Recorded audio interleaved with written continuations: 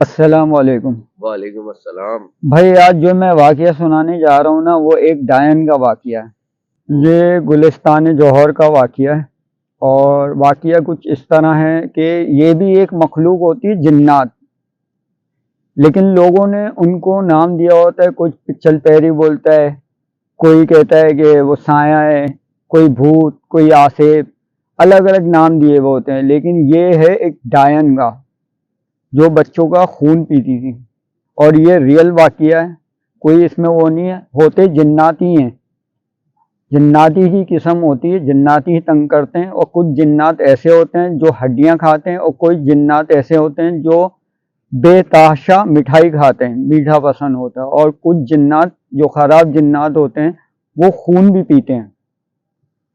تو یہ میرے ایک دوست کے ساتھ واقعہ پیش آیا تھا۔ اس کا 2.5 سال کا بچہ تھا، اور بچہ وہ شروع سے یعنی کہ بول نہیں سکتا تھا۔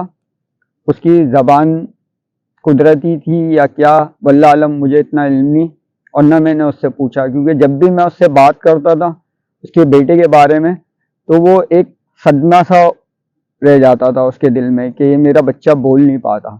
تو میں اس ٹاپک کو نہیں چھیڑنا چاہ رہا، اصل ٹاپک پہ آتے ہیں۔ اس کے ساتھ سین یہ ہوا تھا کہ وہ بندہ اس نے گھر وہاں رینٹ پہ لیا۔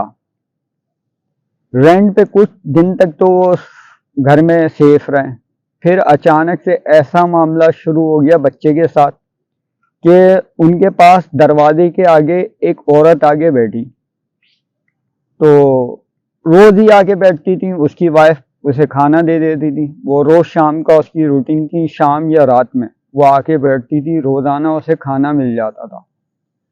تو وہ کئی دنوں سے آنا بند ہو گئی، تو اپنے ہسبینڈ کو بتایا کہ ایک عورت آ کے بیٹھتی ہے، میں روز اسے کھانا دیتی ہوں، آج کل نہیں آ رہی ہے وہ۔ ملنے بڑی بھی سی ہے، معصوم سی ہے، اور بیچاری کھانا جو میں دیتی ہوں وہ چپ چاپ کھا کے چلی جاتی ہے۔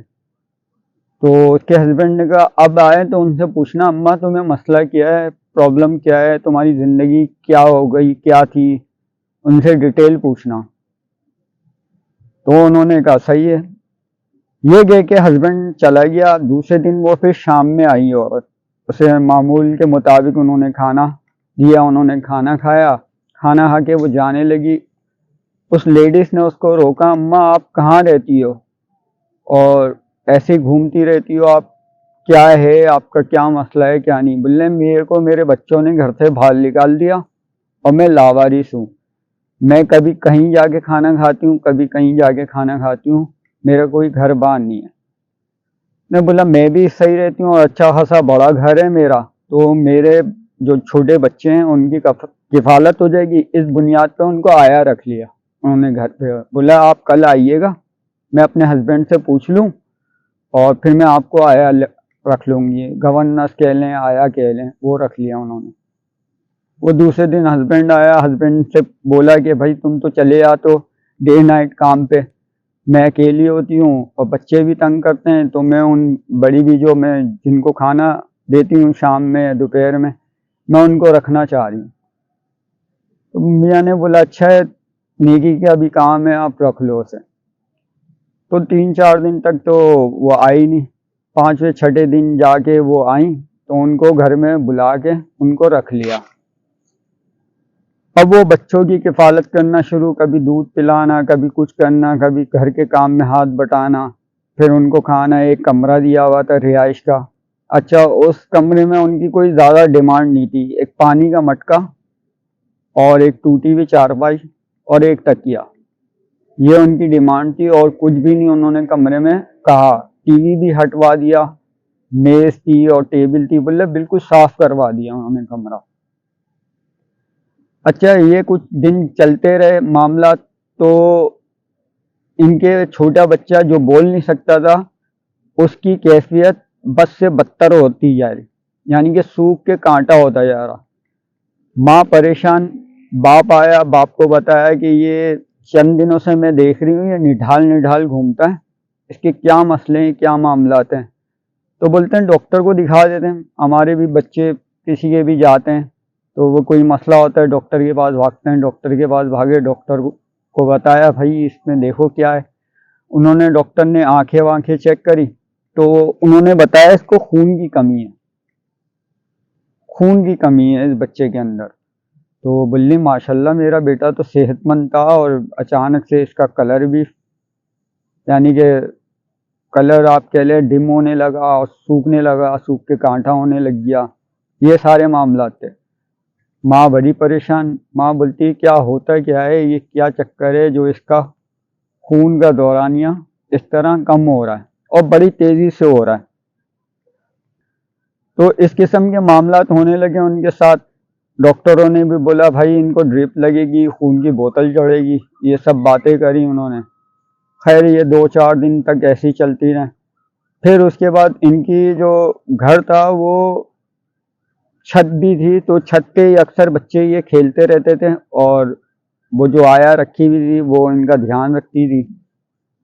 تو ماں کی اچانک نظر پڑی کہ میں اوپر جاؤں کہ آیا کیا کر رہی ہے، تو دیکھا وہ آیا ہے نا اس کے لب سے لب ملا کے نا خون چوس رہی تھی.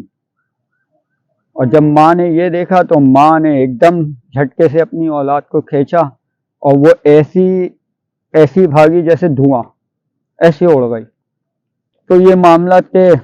ان کو دکھایا مولوی کو گھر پہ بلا کے کہ گھر چیک کر لو آیا کہ یہ کیا معاملات تھے، کیا ہوا میرے بچے کے ساتھ، اور اتنا وہ خون چوستی تھی کیا تھا.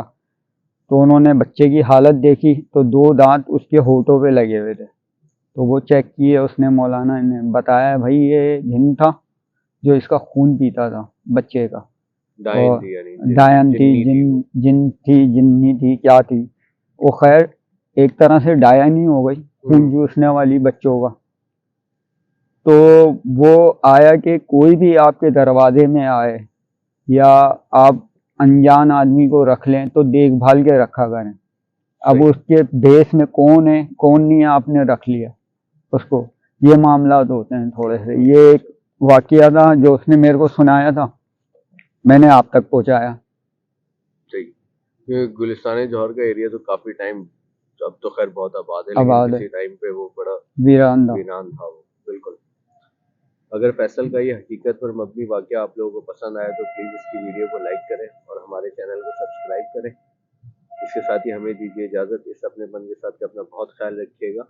اللہ حافظ. اللہ حافظ.